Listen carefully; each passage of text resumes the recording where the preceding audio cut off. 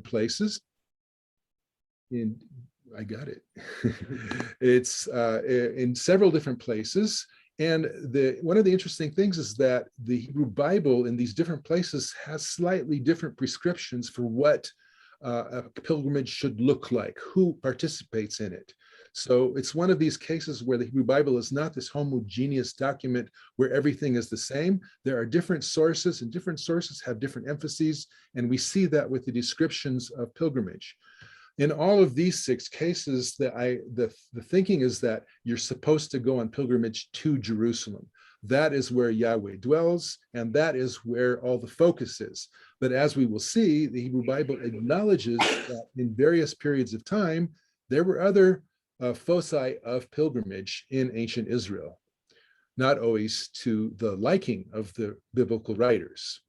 So here's an example from Deuteronomy chapter 16, where we are told that pilgrimage takes place 3 times a year, and referencing males. You're supposed to appear before the Lord thy God in the place that he shall choose, which according to the writers in Judah and Jerusalem, the theological scribes, is Jerusalem. It has to be there. And there are 3 main holidays: the Feast of Unleavened Bread, which is Passover, the Feast of Weeks, which is Shavuot, and the Feast of Tabernacles, and that takes place in the fall, September, October. And you shall not appear before the Lord empty. In other words, you have to bring offerings. You have to come with gifts or with offerings to the Lord and to those who administer to the Lord, which will be the priests that officiate in the place of pilgrimage. And here, now we're getting into the archaeology of all this. In 1985, Sir Colin Renfrew, a British archaeologist who excavated in Greece, wrote an introductory chapter to his archaeological report, Phyllocopy, and he made a checklist of archaeological criteria for identifying ritual behavior in the archaeological record. Of course, anybody who dares to make a checklist of things gets laughed at a little bit and made fun of, but Renfrew was of the stature that pretty quickly, almost everybody started using this checklist and maybe adding on to it or criticizing it, but still using it. A scholar of Jewish or Hebrew biblical religion, Zioni Zevit, wrote a book in 2001 called The Religions, plural, of Ancient Israel. And he adapted Renfrew's checklist into the specific milieu of Israelite religion. And he made his own checklist, adding a few things and specifying things so that they would fit what religion would look like in ancient Israel. And I think that all of us that deal with religion archaeologically in ancient Israel do this more or less, or access this list in one form or another. And I will do so here as well. And I won't go into this anymore, but by the end of the talk, you will see that a lot of the numbers here, there are 14 criteria, almost all of them are met by what we see at Tel Dan.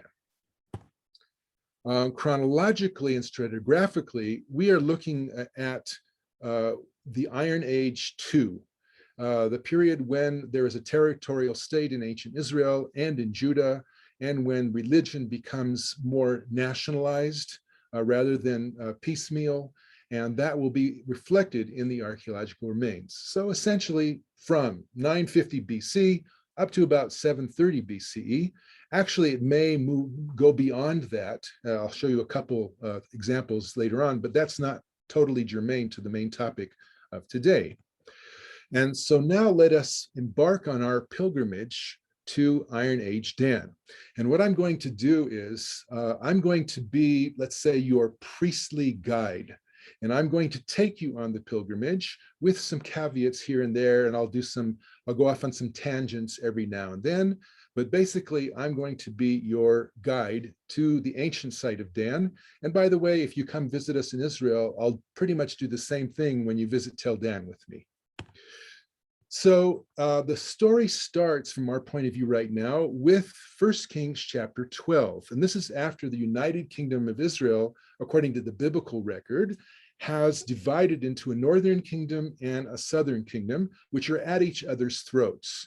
And the northern kingdom, the king of the northern kingdom is Jeroboam I, who might not actually be an historical figure. He might be a a fiction that was created by the biblical writers, you always have to remember that the text that as we have it now in the Hebrew Bible, was written in Jerusalem, the capital of Judah, and it was a theology in service of the Davidic dynasty, of the king resident in Jerusalem, who saw ritual and religion as part and parcel of the power structure of the time.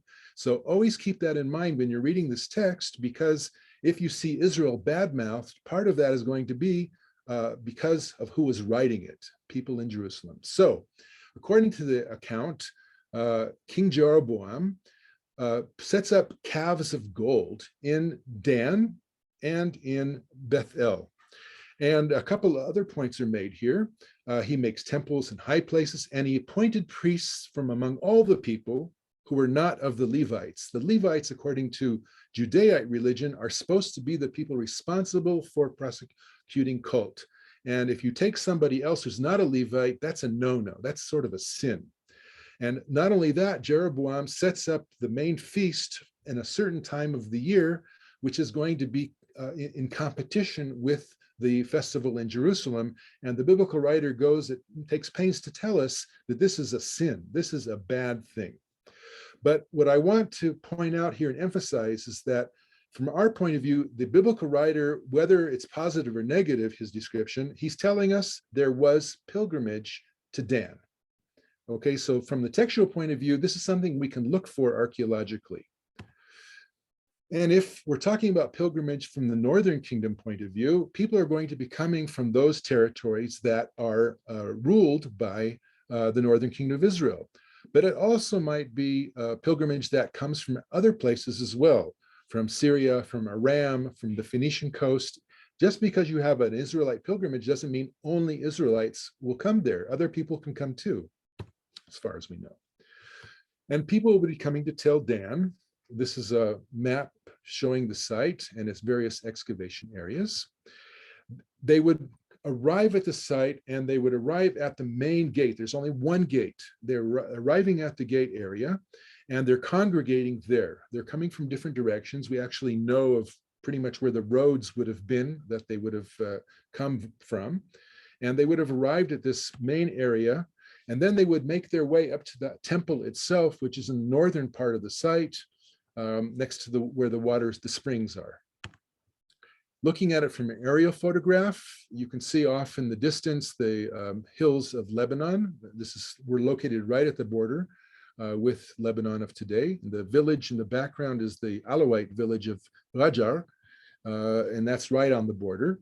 So Dana's northern site, and here is what would happen when pilgrims arrived. You pilgrims would go up following this route, processional way, to the temple in the northern part of the site. And as you arrive, the first thing you would see as you're standing in the plaza in front of you, if you came in the 9th century, you'd see this massive tower and gate in front of you with towers and crenellations. And then later on in the 8th century BC, another tower was added and another gate, and a plaza was created. And basically that is the pilgrimage we're going to be doing today. That is your itinerary, because that is when the finds are the richest and when we'll see the most evidence for pilgrimage. That's sort of a model of what it would look like when you approached it. The whole thing would have been plastered, and you would have had these crenellations across the top. How do we know that? Because we found them. And these same kinds of crenellations are what you find, for example, in ancient Iraq. This is Nineveh. The site of Nineveh as it was reconstructed in the reign of Saddam Hussein, but you could see the same crenellations and type of fortification that you have at Tel Dan. There are cross influences here, and the Israelites apparently and the Arameans adopted these kinds of techniques. So here we are in the open plaza area at the beginning of our pilgrimage, and we're going to start with this complex of buildings, which is located actually outside the walls and surrounded by the plaza pavement. There are 3 phases here, and Avram Biran, who excavated at Tel Dan until 1999, called them chutzot. Chutzot in Hebrew means something that is outside. And when translators of the Hebrew Bible, translating it into English, Look at the text. They translated chutzot as bazaars. King Ahab defeats the Arameans, and the king of the Arameans, Ben-Hadad, says, okay, here's the deal. I'm going to give you back all the cities that my father took from your father, and you're allowed to establish bazaars for yourself in Damascus. That's the English translation. Whether that's the exact translation, it's hard to say. So one of the reasons that this might be somewhat problematic is that the kinds of finds that you find in these outbuildings, what are called the chutzot, are in some ways rituals. So here, for example, is one plaque, a bronze plaque, which shows a ritual religious scene. A male god, probably El, could be Hadad or the storm god or something like that, standing on a bull. The god has wings, and there's a sun disk over the god's head. And then to the left of him, you can see what looks like a priest or a king supplicating or bringing an offering or something. The attributes here would suggest that this could be El, the chief god of the Canaanite pantheon, or perhaps a weather god in the Aramean pantheon. Here's another plaque that was also found in the complex. This is a very standard scene where you see, once again, in this case, it's an offering scene where there's an offering table. The god is seated. He has a crown on his head. He holds a cup in front of him. And the king or the priest is bringing offerings and supplicating to the god. And the god's symbol, the sun, the winged sun disk, is located overhead. It's probably the same god. It might once again be El, the chief Canaanite god. This is a very common scene in Neo-Hittite, Aramean, and Assyrian iconography. Once again, you see the king. This is a case, I think, from Zinjirli or from Karkemish, I forget which, holding the cup, offering table in front of him, and then the priest supplicating and bringing some kind of fan or something together with other offerings. And the same motif is located above. This is very much a northern religious motif.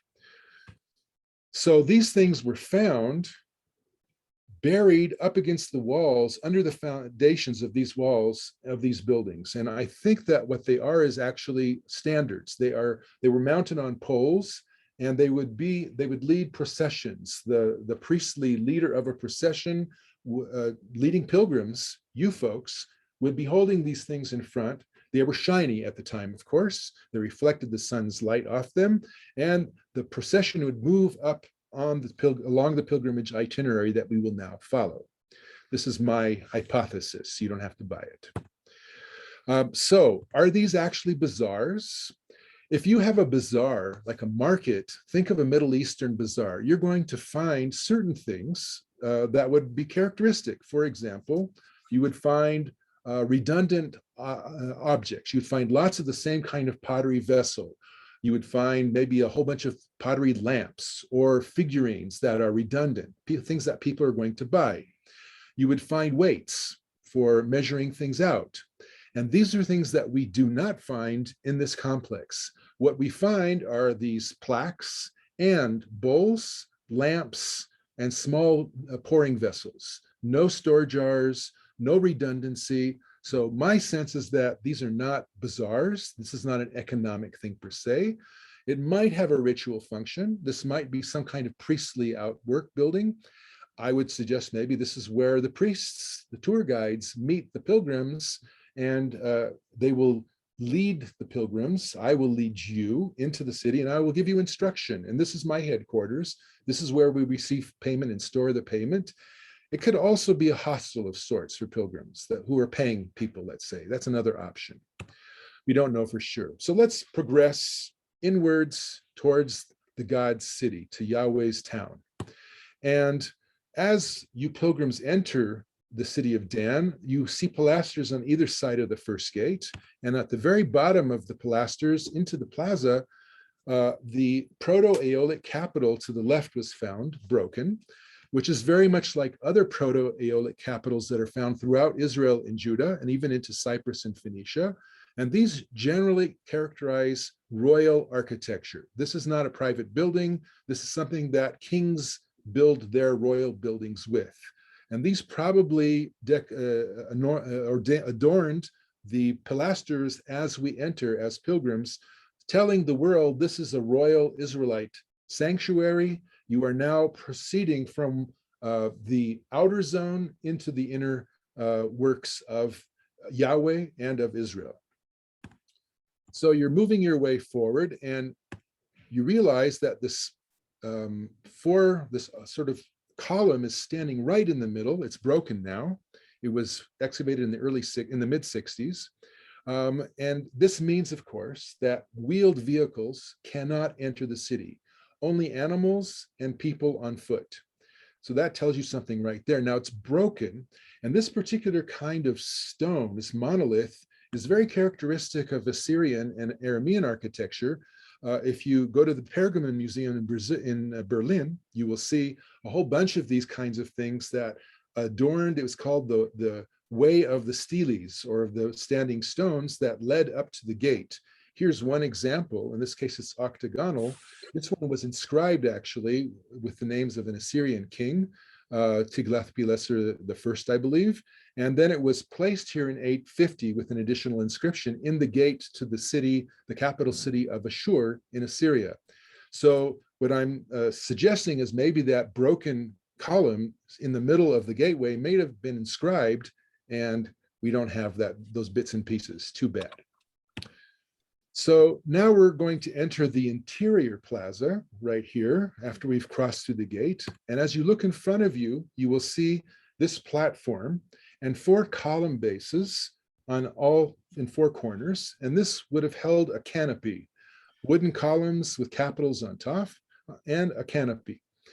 Looking something like this. Here's an example from the Balawat gates that are in the British Museum that were found at Tel Balawat, where you can see a canopied structure. In this case, you see another offering table and a priest bringing the offerings, or a soldier or some sort.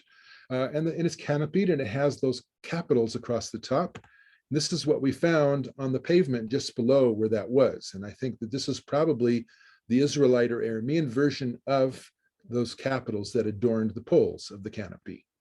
Another option is that instead of there being an offering table under the canopy, you could have a statue of a god in the Assyrian world, where you have the offering table with the god's motif sitting on the offering table. And once again, you can see a different kind of column on top of on the column of the canopied structure.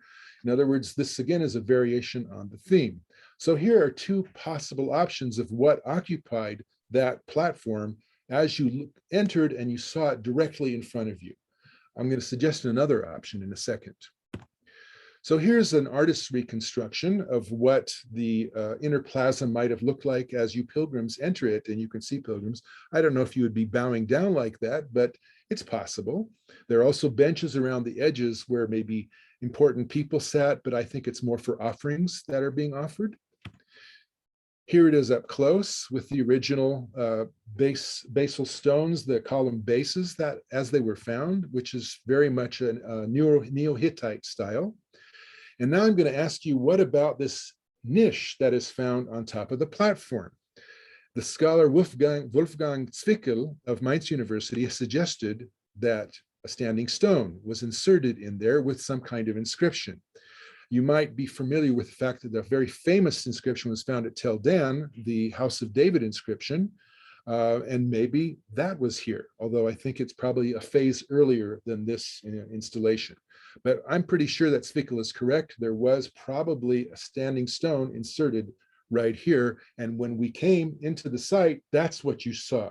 Not the statue of a god, not an offering table, but a standing stone.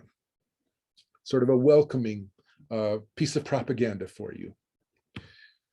So now we've looked at that standing stone, and we turn to the right and we look to the right and we see a group of 5 standing stones with a bench in front of them. And below the bench on the pavement, we found a series of bowls, oil lamps, and a log of olive wood that had been charred in the destruction debris, which dates to about 730 BCE.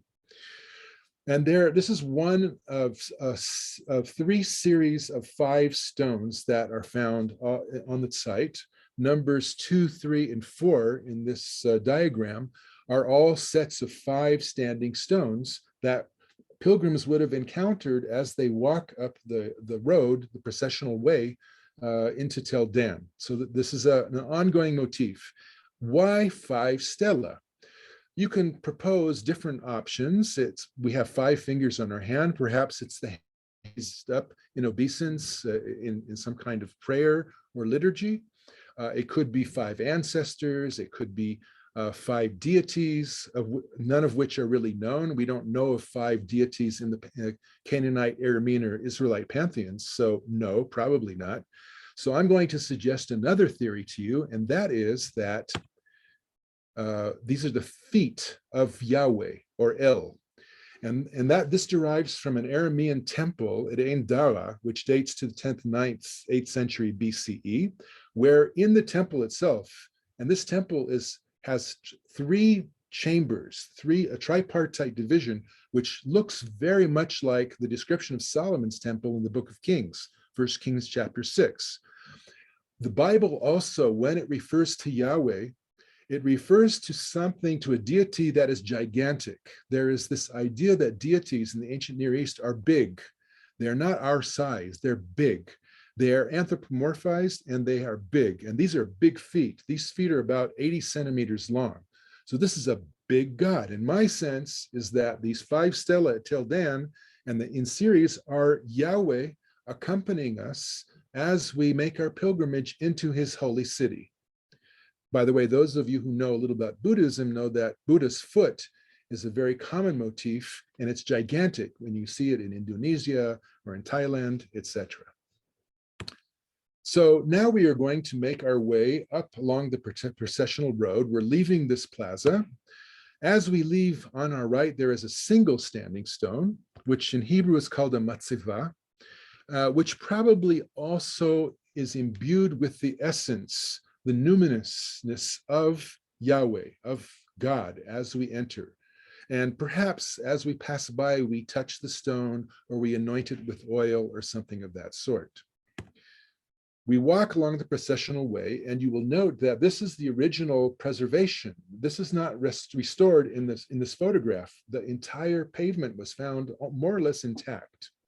We're walking through the massive 9th century gate. We're walking up the pavement. And this is pretty much the direction we would have taken in the 9th century. You'd make a sharp right turn and go straight into the site through the upper gate. In the 8th century, the route was changed a little bit, and it was extended. Part of this is probably to make it easier to walk up into the city for people who have some kind of disability. But another part of it is economic, because if you extend the road, you get more people onto the road, and you can build shops on either side, and you can make more money. This is the pilgrimage economy, which is a well-known phenomenon in pilgrimage sites throughout the world. And one example of that was found in the upper chamber of the gateway. When you're doubling back along the slope on the paved highway, there's a chamber, and in one of the chambers of this gate were found hundreds of juglets. This is a photograph from 1966. Here's a sampling of these juglets. They are mass produced. They all have pretty much the same shape and form. They date to the 8th century. We know them very well from other sites. My guess is, and this has never been tested, and I don't know if we can test it, they were olive oil containers, and that the sacred olive oil that was produced at Tel Dan was something that pilgrims had to purchase to use in the ritual activity on the site, and maybe also to bring back to their towns and villages with them, because this oil probably was held to have some kind of healing properties or something of that sort. So here's an example of the possible commerce that existed at the time. And as we progress up the highway, we're leaving the shop with the olive oil that probably belonged to a man named Amos, because we have an inscription in Hebrew that says Le Amos, belonging to Amos. We look at this little room, which is at the top of the roof, before we make a right-hand turn into the upper gate. And here we have a shrine, what the Hebrew Bible would probably call the Bama. It's called, in English, it's translated as a high place, but it doesn't have to be high. It's a ritual place. And we have what looks like a basin in the center. It was surrounded by ashlar stones. It's small. It had benches, once again, probably for offerings to be left. And on the left, you can see a sort of stepped platform. Here's an example of the same feature at Iron Age Tel, which is located about 30 kilometers to the south in the Jordan Valley. And in this case, the basin is located at the top of the stepstone platform. And here to the left, we have a standing stone, which is an ongoing motif in this area. Now, this is an Aramean ritual structure. So we have to be a little careful, but it looks so similar. There must be some kind of relationship here, and with the same idea of offering and of obeisance, etc. As we enter the upper city gate, we are now entering the central part of the site where we have a huge plaza. Now, it's a little hard for you to see from the picture because Avram Biran, when he excavated, he liked to go down deep. And so what he would do is make a small exposure of 3 or 4 or 5 meter squares and then go down deep and see what's down there. And what happened is that then you don't get immediately a horizontal exposure that shows you everything. So you have to use your mind's eye a little bit and connect all these pieces of pavement together to realize that this is actually a big, extensive central plaza. It would have looked something like that. It would have been about between 1/4 and 1/2 acre in size in the center of the site. Now, we're on our way to the high place. By the way, this is one of our new excavation areas because we want to learn a little bit more about this and what's on the edge, area L. This reminds us that, and here's another pilgrimage passage from the book of Deuteronomy, that people came here in large numbers to greet each other, to be with each other, to pray together, to make offerings together, but it was a communitas type thing. It was something that you did together. And in this particular case, note that it's not just men. In this pilgrimage passage, and you shall rejoice before the Lord your God, you and your sons and your daughters, your male servants and your female servants, and the Levite that is within your towns. So this is, again, is a Judaite. We're talking about Jerusalem, but the same would have held true here. It's not necessarily just men. It's probably everybody that can come and do this. It might be that the men have to do it and that everybody else is encouraged to do it. In any case, we have a large open space for public gathering, for dancing, maybe for mind-altering substances, liturgy, prayer, and sacrificial animals who are headed to the high place up north, about 100 meters to the north. They're also being prepared for sacrifice here, we think. So, moving forward here.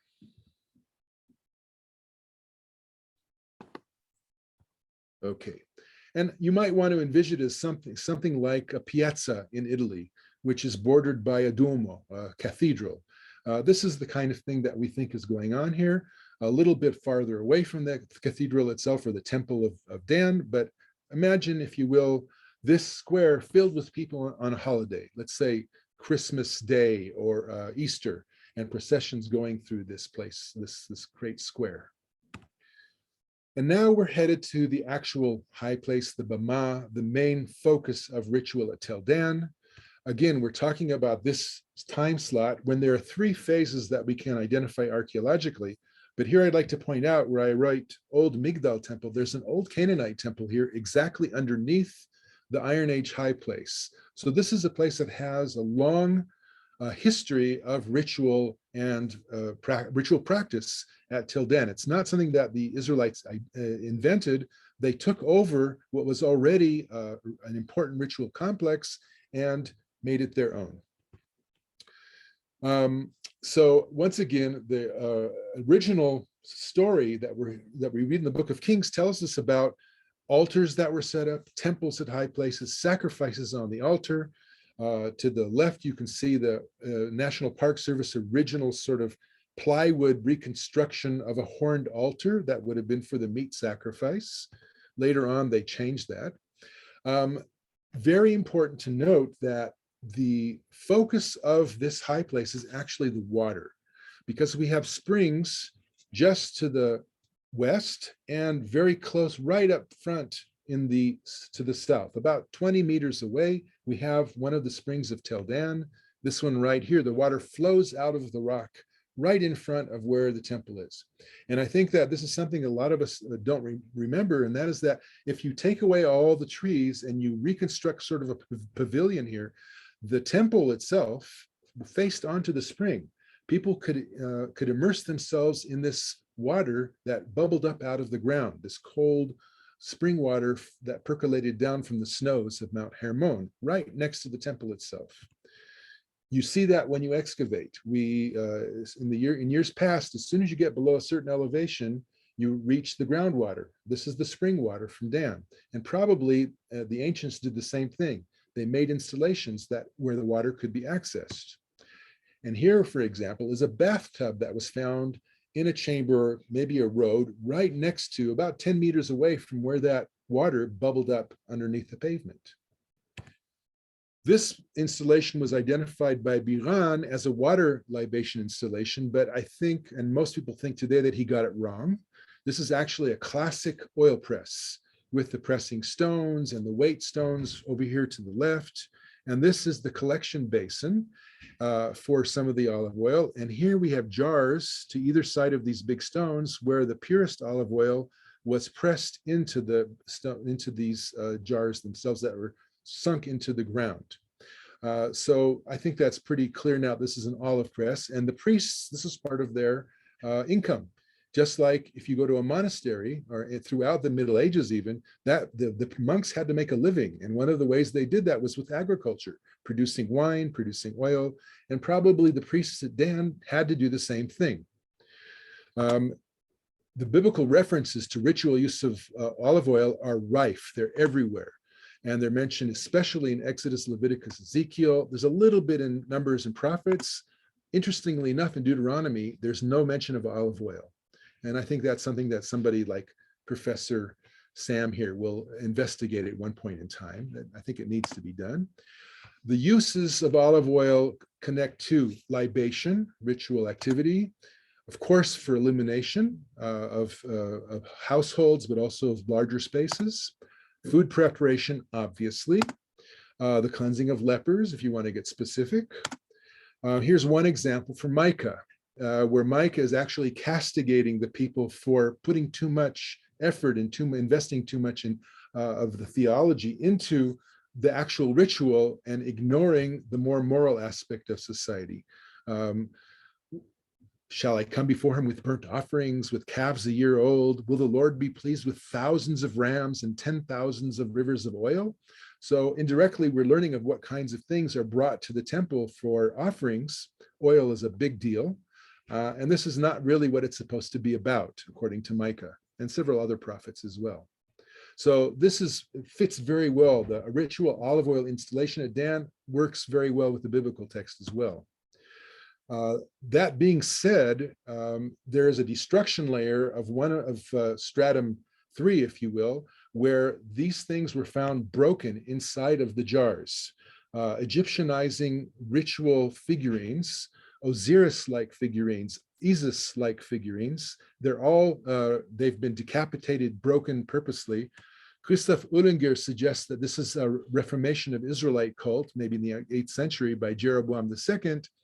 I have a feeling that these are remains of Aramean cult that the Israelites wrecked or broke under Joash or Jeroboam when they took the site of Dan back from the Arameans and converted the ritual and the pilgrimage site to their own. And which was then anachronic. It was anti-idols, etc. And this is Aramean stuff. But that's an open question. Here's a couple more examples of iconic fragments that were broken in the temple complex. And some of the same phase, this destruction phase, again, which may be Aramean, you can see the imprint here of column bases that would have lined the altar platform in front of the temple itself.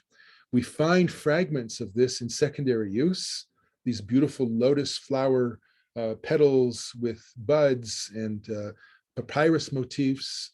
found in secondary use that belong to this temple. Here is a column base. Also, these are very much sort of Neo-Hittite Aramean things. You'll find them in the north. It's not Egyptian, really. These are northern features. And the temenos of the 8th century, the one that you're visiting as pilgrims, looked like this in an isometric reconstruction. And if we expand that into a more artist conception, it looks sort of like this. And I say sort of because the artist, Baloch, took sort of liberties. We had discussions about this, and I don't agree with everything in here, but basically you get a sense of what pilgrimage looked like in the high place, with people gathering around with their animals, the sacrifice taking place on top, the smoke wafting up, people smelling the barbecue, getting hungry, and doing all kinds of things like we'll see in a second. Here's the staircase leading up to the house of Yahweh, if you will. This is up to the temple itself. We have more crenellations. Some of these come from the high place area, so there were the walls surrounding it. In the biblical text, we hear about Solomon's temple, and this configuration of the temple itself at Dan reminds us of that. You can see that there are courses of ashlar stones made of travertine, and then there's a wood inset. In the Book of Kings, this is the 3 courses of cut stone and then 1 course of cedar beams. And we actually found, or Biran found in the 70s, this, where you can see the stone has collapsed down over the niche, and this is where the wood would have been. And in fact, a few fragments of carbonized cedar wood were found inside that niche, burned. So that the description of Solomon's temple actually very much fits what we're seeing here. And the fact of the matter is, if Solomon's temple, there's nothing left of it, or the Iron Age temple is completely erased. And anybody who wants to get a sense of what Israelite ritual looked like and a temple looked like, you have to go to Tel Dan today, because that's where you'll see it. So here is the first iteration of reconstructing the main altar for the Olah sacrifice, for the meat sacrifice. Here is the more recent stainless steel version. This is based on the finding of one of the horns of the altars that was in secondary use in a later stratum. And this is how we reconstruct it, based on the altar, the fragments of which were found at Tel Sheva from about the same time period, way in the south. There are also staircases on either side of the altar, as you can see here. And here's sort of an old artist's conception of what this would have looked like conducting the meat sacrifice. This is the topic, by the way, of an article that came out not too long ago, where we analyzed the, with isotope investigation, analyzed the teeth of the sheep and goat remains. And it turned out that all of them were local. In other words, part of the pilgrimage economy is selling animals locally and not bringing them from far away. Off to the side are other interesting buildings, what the Hebrew, when the Bible would call the lishka, or an annex. We get this from the book of Nehemiah, where it is translated as chambers. And these are chambers where all kinds of offerings are stored. The incense, vessels, tithes of grain, things are stored there. The Levites are in charge in Jerusalem, that is. And there are all kinds of ritual objects inside of these chambers that are off to the side of the temple and the altar. Here at Tel Dan, we have a number of small altars, which are for different kinds of offerings. Here are some examples from Iron to Megiddo. This is the same sort of class of offering. It could be for incense. You will come inside and you'll put your incense offering and say a blessing and then leave, because somebody else is waiting their turn. It could be for first fruits offerings, grain cakes. There are different possibilities. One of these altars was made of stone, constructed, and right next to it were found iron shovels and a bowl, which is located right there. Here are some of the 3 shovels that were found here.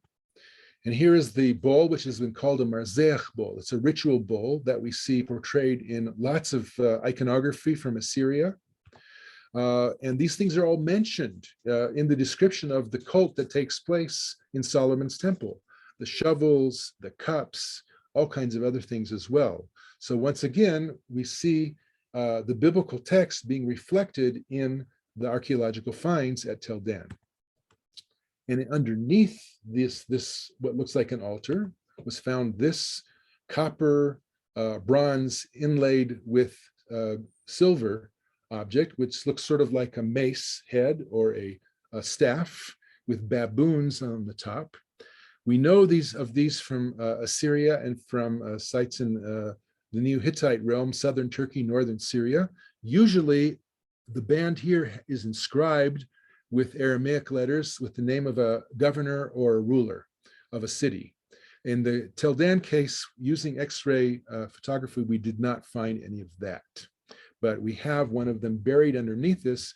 Perhaps it was hidden away as the enemy was attacking the gates. Who knows? Other things, for example, an oil lamp that has 7 spouts, which, as some of you might be guessing, is highly reminiscent of the menorah, which was in the Second Temple period temple. 7 spouts means lots of light is provided, lots of olive oil being consumed. It's a very expensive commodity. This is something you would only find in a public building, probably a ritual building. A die for ritual soothsaying, for telling fortunes. It looks exactly like a modern die with the same numbers on the different sides, made of faience. Ritual stands for different kinds of offering ceremonies found throughout the Area T High Place complex. And all in all, this is a reconstruction of an Assyrian wall relief. I think this one is from Nineveh, where an artist has painted over the stone, so to speak. And this is an Assyrian portrayal of a temple complex somewhere in Lebanon or coastal Syria. But we see something that looks really a lot like Tel Dan. You see the water, the spring of the dam. You see the columns in the temple enclosure. And you see the crenellations. If you look on top of the hill to the right, you can see a sort of a shrine located on top of the hill amongst the trees. There are the crenellations. So the Assyrians are portraying something very, very similar to what you find at Tel Dan. And notice the olive trees on the top. This could be a portrait of Dan, of the cult at Dan.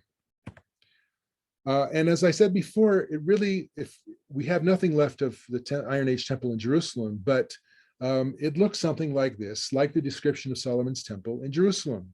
Most of the things that you see in that description in 1 Kings chapter 6 are at Tel Dan.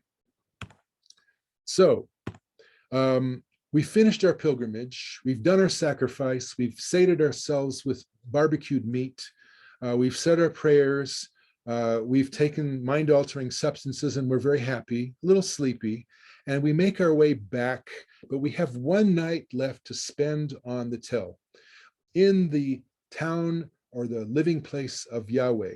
And tonight we will sleep in hostels and we will dream and have dreams of our future lives and how things will be much better in the future now that we've done this, carried out this commandment of ritual pilgrimage. This particular complex doesn't look like much archaeologically. We see paved surfaces, very broad walls. These are laid out. There's at least 5 of these in this part of the site. Usually these buildings, here's an example of this kind of building from Tel Sheva in the national park there. Usually these buildings, here's Megiddo, these are considered to be stables. They have different interpretations. Here's one at Tel Hatzor. They can be called storerooms if you have lots of store jars in them. At Megiddo, they're called stables. Some have considered them to be barracks, at Tel Sheva, for example. Larry Hare has called them indoor markets, again, because there is the redundancy in multiple objects that appear over and over again. I'm going to suggest that at Dan, they're hostels. This is where you folks are retiring to in the evening, and you're going to wake up very early in the morning with the morning star, and you will say your final prayers, and then you will make your way out of the site, back to your villages. You'll pick up some holy olive oil that the priests have pressed on the way out after you've had a night of dreaming in the house of Yahweh. Just to note that the cult at Dan wasn't destroyed completely in the 8th century BCE with the coming of the Assyrians. In the 7th century, there are some ritual installations that occur at higher levels up, in this case, 3 standing stones. The Persian period has some elements of ritual activity, like these figurines in the Eye of Horus. They're continuing to do this stuff. There's probably a lot more Persian material than has been reported. I won't get into that right now. In conclusion, this, by the way, will appear in an article, an open access article in a new journal called The Advances in Ancient Biblical and Near Eastern Research. These are the proofs. It's supposed to come out any day now, but you will all be able to read this with all the references and the footnotes and all of that in a couple days, I think. If we're going to talk about summarizing the archaeological correlates of pilgrimage at Tel Dan, I would say that, for one thing, we've seen a series of focusing devices with symbolic meanings. We've seen iconography that points to lots of ritual activity and religious symbolism. There's an itinerary here if our interpretation is correct. It looks like there's a prescribed series of ritual actions that reference the iconography and the focusing devices. There's also extensive evidence for communitas, for people gathering together and sharing an experience. And there's, of course, the ritual sacrifice and the feasting up in the high place in the temple itself and surrounding it. Lots and lots of pits containing animal bone remains that you can show were butchered in a particular way. You can even see that the priests got the right hand shanks of meat, the best pieces, on one side of the altar, whereas the common folk got the other stuff in pits on the other side of the altar. This is Jonathan Greer's work. And you can see evidence for ritual economy, the olive oil in particular, the animal economy. These are all parts of pilgrimage in lots of different places in the world. Why did people do this? Why did they go through to all this trouble and make this long journey? Pilgrimage is transformational. It's something that you do that changes your life, especially if you want to change your life. You need something to make things different or better. You're making contact with the sacred, which you can't always do in your daily life. You may have made a vow, and you're fulfilling that vow, and part of the vow is the pilgrimage. A very important part of many pilgrimages is healing. It can be physical or psychological or spiritual. You might be marking a life passage, a death, a birth, a marriage. That can also be part and parcel of pilgrimage. And perhaps you're doing penance. This is also very common. And a byproduct of this a lot of times is affirming cultural identity. Part of my identity as a person, as a Muslim, as a Jew, as a Buddhist, is going on pilgrimage and joining my brethren and mutually affirming who we are and what we are about.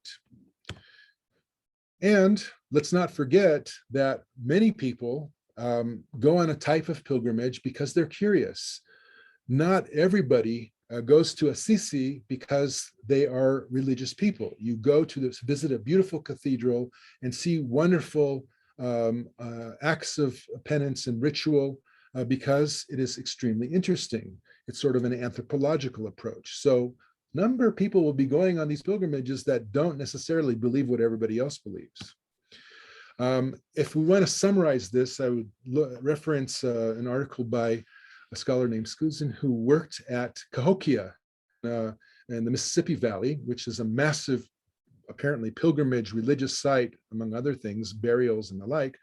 It's a multiple entangled type of thing where places, deities, spirits, practices, objects, monuments, and more are entangled together and make for sort of a whole world or universe of associations and strengthen identities and beliefs, and you come away more whole from coming to these places. And he has done something similar with Cahokia in sort of tracing what a pilgrimage would have looked like there somewhere around 1100 CE, excuse me. So all religions have these things. They share a lot of the characteristics, Islam, Judaism. I bring this slide sort of facetiously, ironically, but not completely so. Thank you.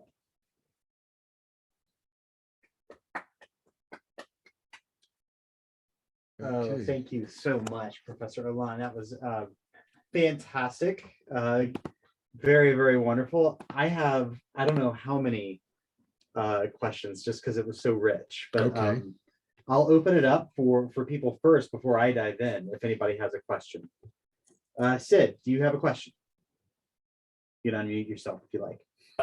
So one of the things that I think sort of you keep mentioning Solomon's Temple, and one of the things that iconographically obviously developed over time, but it's interesting that there's a thought, I think, am I not right, that the story of Solomon seems sort of like out of place time-wise, where where it is in Solomon's reign, but that I think there's a thought that maybe the story about Solomon's temple really ended up drawing from Manasseh's reign, which would be much closer in time to some of these things that you're seeing at Tel Dan, or some of the aspects. Is that possible? It's possible, but because we have absolutely zero remains of the Solomonic temple or the Iron Age temple, it's completely erased. I, by the way, have no doubt that it existed. It did exist, but and there are findings that are coming out from underneath the Second Temple Mount in the sieving project that is carried out in the Kidron Valley. You find seal impressions, you find some ritual stuff. It could be part of the ritual complex. It's a lot less than you would expect, but there's so little to go on. And you know, the part of the problem is that Solomon might also be a mythological character, and you might be right. The scholars who claim that it's a later construct, a Manasseh period construct, that would make sense because Manasseh is about the same time as Jeroboam II, who constructed the Dan complex, and we see evidence for that. So it might be that this is sort of a region-wide phenomenon, and that Manasseh, who was another king that lived and who reigned for several decades, he must have been a strong king with lots of financial resources. And we know that religion and religious buildings are part of a power structure, so it would make good sense. But to be able to prove something like that is really hard to do. Well, I was thinking, this is my last thought, was that the relationship is that Manasseh opened his kingdom to Assyria, essentially, Assyrian influences. And so in terms of broad range trade and all these other kind of things, it does sort of fit the idea of a Solomon. Yeah, it's very possible. I mean, the whole idea of Solomon is problematic. His name even is a little suspicious, you know, Shlomo, something complete, peace, you know, just sort of. So yeah, it's an interesting thesis. I'd like to have an inscription that tells us that that's what happened. Maybe one day. Anybody else? I think Rob has a question. You can unmute. Yeah. Hi, Great Rob. to see you again, and thanks for this wonderful talk. It's extremely resonant with some stuff I'm working on right now. I'm describing processions and ritual movements at Chaco and site. So I figured as much. yeah, really helpful. Tons of questions, like Professor Boyd said, but one would be, do you have thoughts on why those sort of standard pieces would have been buried there? Like, is there any, I don't know, in the Americas, people talk about these objects themselves having some sort of an animacy or a power, and then burying them is sort of like putting that into the site.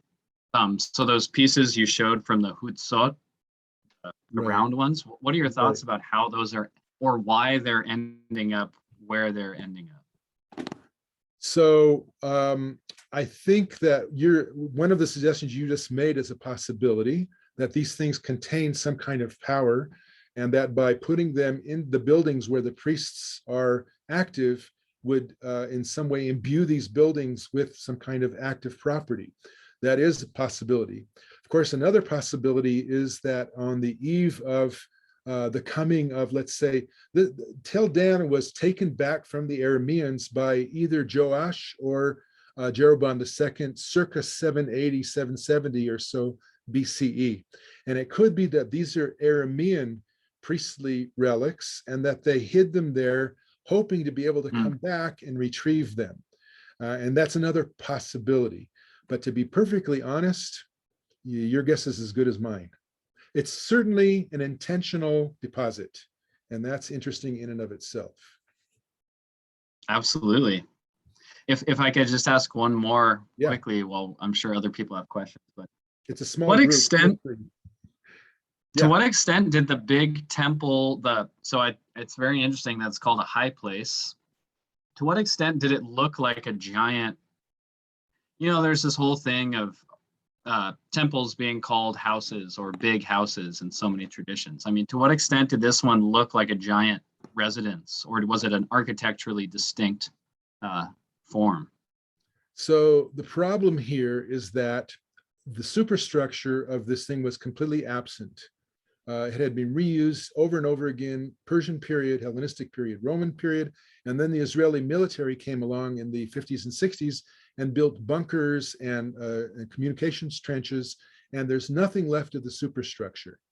There are outlines of walls in the foundations, but you can't really use those to reconstruct rooms. So we have no idea what the upper section looked like, and so we don't know what to do with that.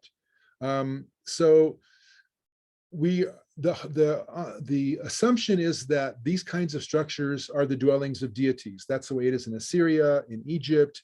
They can be summoned into their statues or into their standing stones. They have chambers. The priests dress them every day. They anoint them. They bathe them. And so the assumption here is that this is the same kind of structure, and that the altar compound, for example, is the outdoor barbecue or the kitchen, if you will. And the priests are the servants of the god. I mean, that's obvious. But to give more details to look, there's not enough evidence to really say, this is a house of a god. We're pretty sure, but what more can you say? Great.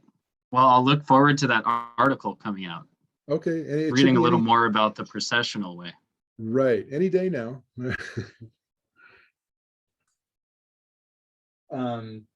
Anybody else need questions before I dive in?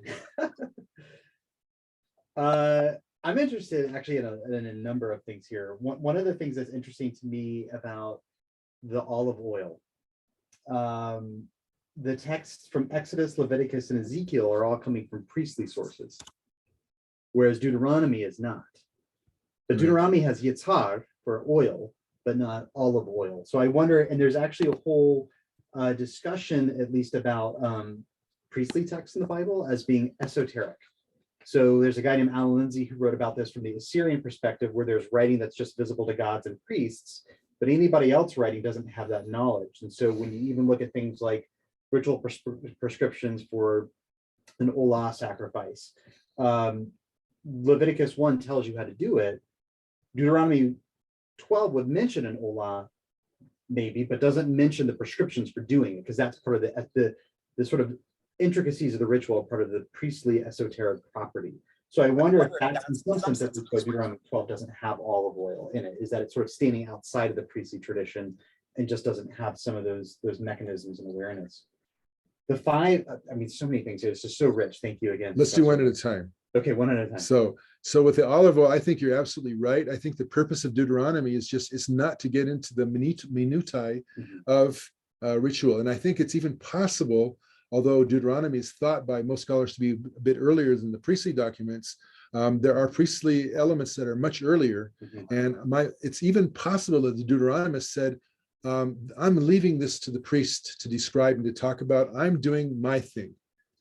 There is one theory of Deuteronomy that it's coming from the north. This is Gerhard von Rotzold theory, and then I know Bill Schneidevin picks up on it a little bit in his How the Bible Became a Book. And so I wonder, and even some of these are like sort of perhaps sort of quasi, not Levites, but kind of quasi sort of priestly people who come down, and then it becomes codified after 722. So you have those traces, which is really, really interesting. They could be the Mosaic Levites, whereas the Aaronids would be in the south or something. It's the Mushites and the Aaronites. Yeah, I think that's absolutely, the 5 stones one of the other things that brings up to mind to me is you mentioned the 5 fingers. In Akkadian prayers, they call it the shu ilu, and the hand is held up with 5 fingers held up. And I wonder if these are prayer sites along a ritual or something. I'm thinking of like Stations of the Cross, even in sort of, you know, modern Christian context.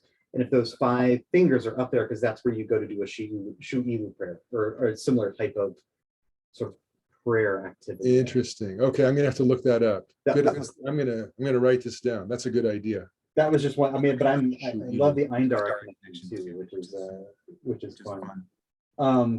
Zingerly, 2010, when I was there, we found unanticipatedly found there was an orthostat that was hit by a farmer. We pulled it up, and it was a tree of life orthostat. And it turns out to the south of the main gate, there's a whole temple complex, little tiny temple complex that you would basically go through entering into the city. It's kind of a chutzot. It's outside the city walls. We found Jan Ling and I actually excavated together. We found a favisa there. So sort of these like retired cultic little tiny objects. But that kind of came to mind when you were talking about that sort of area to the south of the first thing you walk up into, where you might be met by a priest. You might be met by something. I mean, that's Interesting. Okay. and it even reminds me of the idea of the priest being there. I mean, this is second temple, but it's Haggai or Malachi, Sha'alna Etakoin, ask the priest for a Torah. Like you can go and find a priest somewhere Okay. and sort of ask them about a prescription about this is a clean, unclean thing, but you know, the idea of these priests hanging around for any sort of consultation. I like that idea also for like a pilgrimage rite. You know, am I doing this correctly? But there's a priest there to help you figure that out. And it could be also before and after. In other words, after you've done the pilgrimage and everything, then you, on the way down, on your way back home, you could stop off here and get some more advice. Yeah, exactly. I love that. Interesting. Maybe an overflow, right? Or overflow. Yeah. So many tourists, you had to build a suburb there. There's with the things that were put in jar. The images and the aniconic component. There is also this whole trend in Phoenician religions of Phoenician aniconism and to the north around the same time. Brian Doak did a book on that. And I wonder how much that might be sort of, again, sort of in the air to the north.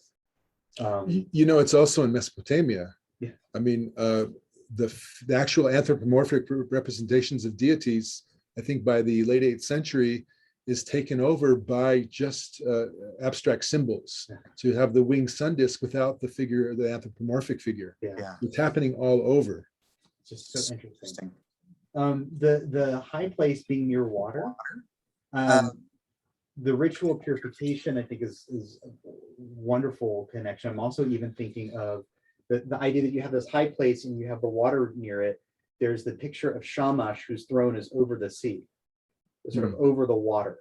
Okay. And so the connection of, I mean, even like the Bronze Sea in the Israelite temple, the idea that there's water there, but the sort of temple and its god sort of is over the domain. Okay. Which is just kind of I don't know if there's any. So maybe you don't need a bronze sea in Tel Dan because the water's right there. Right Right there. Yeah.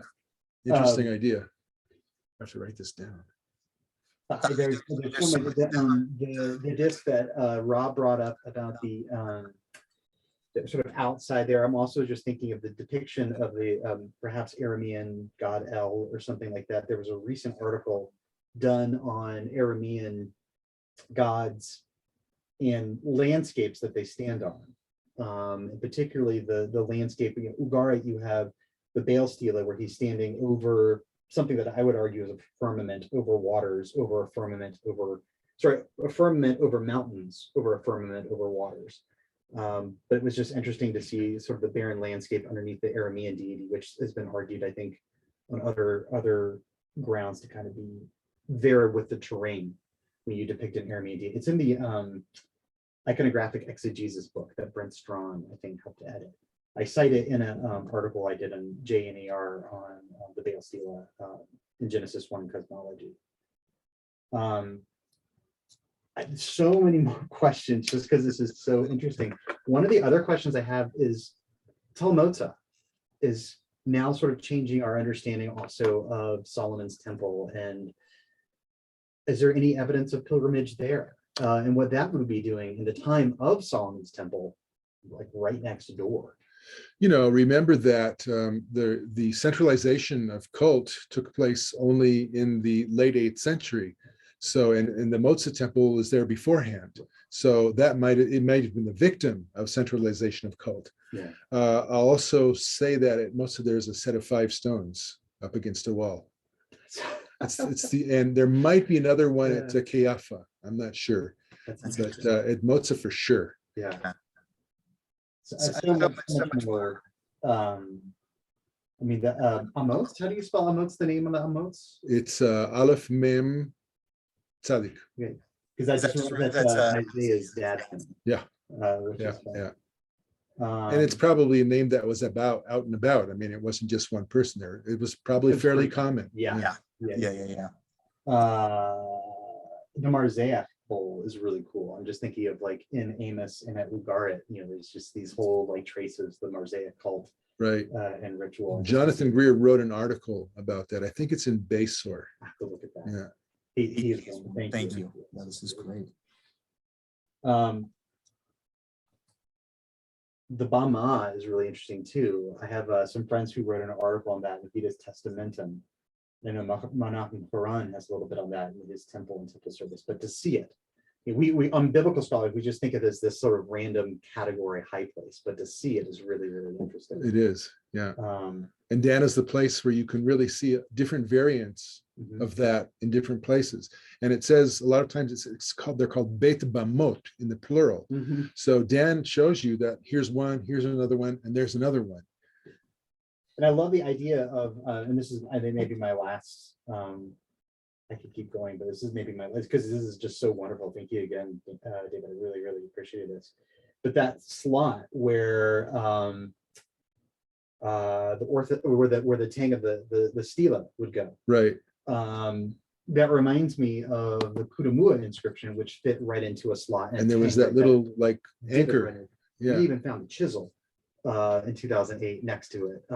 Cool. Yeah. But that was a place where we weren't expecting any ritual in the city at all, but it sort of matches a little bit of that footing. I mean, it's just really It's interesting. like the corner of a room or something in a house, right? Exactly. Yeah. I mean, I had no idea that would, but clearly, I mean, people were coming there doing things. Yeah. And that was probably more that was a funerary or a mortuary post-mortem ritual place that commemoration. Yeah. Whereas this is something a little different.